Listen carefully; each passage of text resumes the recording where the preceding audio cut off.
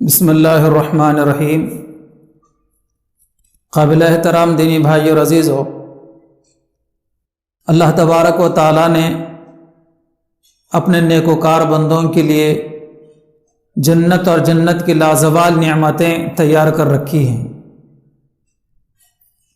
جس کے آثار مرنے کے بعد قبر ہی سے شروع ہو جاتے ہیں، اور سرکش و نافرمان اور گناہگاروں کے لیے اور اللہ پاک نے اپنے مجرم بندوں کے لیے سزا کے طور پر جہنم اور جہنم کے خوفناک عذابات بھی تیار کر رکھے ہیں۔ ایک حدیث مبارکہ میں پیغمبر اسلام صلی اللہ علیہ وسلم کا ارشاد ہے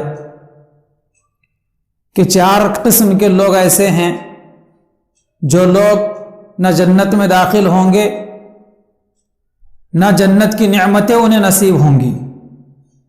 کون سے 4 قسم کے لوگ ہیں وہ؟ اللہ تعالی ہم سب کی اس سے حفاظت فرمائے۔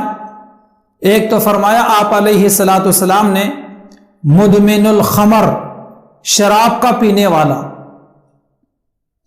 اور دوسرا فرمایا آپ علیہ السلام نے آکل مال الیتیم، یتیم کا مال کھانے والا، اور تیسرا فرمایا آپ علیہ الصلاۃ والسلام نے آکل الربا، سود کھانے والا، اور چوتھا فرمایا آپ علیہ السلام نے العاق لوالدیہ، اپنے ماں باپ کی نافرمانی کرنے والا۔ یہ 4 قسم کے لوگ نہ جنت میں داخل ہوں گے نہ جنت کی نعمتیں انہیں نصیب ہوں گی، بلکہ یہ جنت سے بھی محروم رہیں گے اور جنت کی نعمتوں سے بھی محروم رہیں گے۔ اس لیے محترم دینی بھائی اور عزیزو، نہ کبھی شراب پی جائے، نہ کبھی سود کھایا جائے، نہ کبھی یتیم کا مال کھایا جائے، اور نہ کبھی اپنے ماں باپ کی نافرمانی کی جائے۔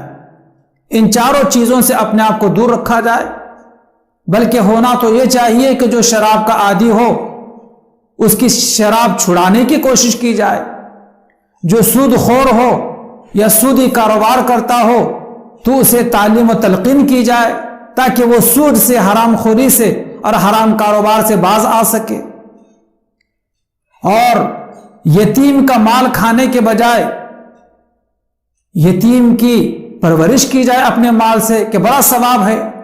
یہاں تک کہ فرمایا آپ علیہ الصلاۃ والسلام نے کہ یتیم کے سر پر جو تم شفقت سے ہاتھ رکھتے ہو، اس ہاتھ کے نیچے جتنے بال آئیں گے اللہ تبارک و تعالی ہر بال کے بدلے میں ایک نیکی عطا فرمائیں گے۔ کتنا بڑا ثواب ہے۔ اور ماں باپ جن کے تعلق سے فرمایا گیا ہے کہ الجنت تحت اقدام الامہات، ماں کے قدموں تلے جنت ہے، اور باپ کے بارے میں فرمایا گیا باپ جنت کے دروازوں میں سے بیچ کا دروازہ ہے۔ ان دونوں کو کبھی دلی نہ تکلیف دی جائے، نہ کبھی جھڑکا جائے، نہ کبھی ان کی نافرمانی کی جائے، بلکہ ان کی خدمت کر کے اور ان کی اطاعت و فرمانبرداری کر کے اپنے آپ کو سعادت مند خوش نصیب بندوں میں اپنے آپ کو شمار کرایا جائے۔ اللہ تعالیٰ سے دعا ہے کہ اللہ پاک ہمیں عمل کی توفیق عطا فرمائے اور ان 4 برائیوں سے ہم کو اللہ پاک بچائے۔ آمین ثم آمین۔